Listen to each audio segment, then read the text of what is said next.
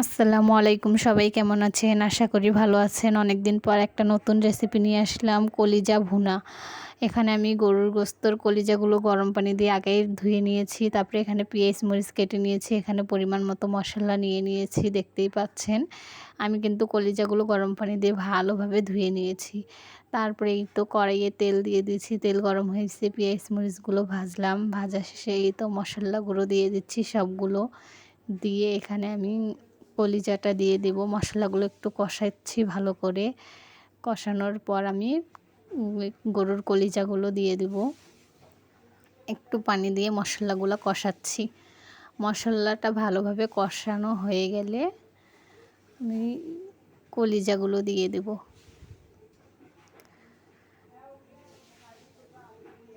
অনেক দিন পর কিন্তু একটা রেসিপি নিয়ে আসলাম। এই তো মশলাগুলো আমার কষানো হয়ে গেছে। এখন আমি গরুর কলিজাগুলো দিয়ে দেব।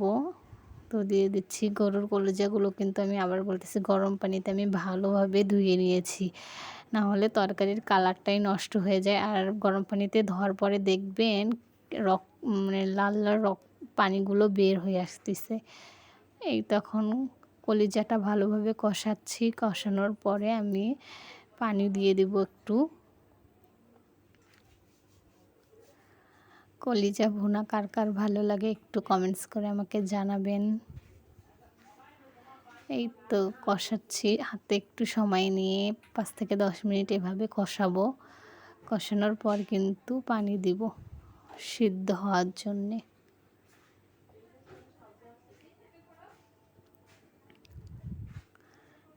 তো দেখতেই পাচ্ছেন কিভাবে কষানো হচ্ছে। এই তো কষানো শেষ, এখানে আমি পানি দিয়ে দিলাম। সিদ্ধ হওয়ার জন্য পরিমাণ মতো কিন্তু পানি দিয়ে দিলাম।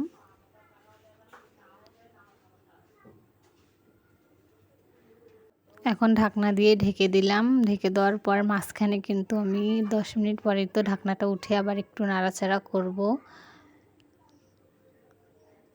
তো দেখতেই পাচ্ছেন, আবার এখন ঢাকনা দিয়ে ঢেকে দেব।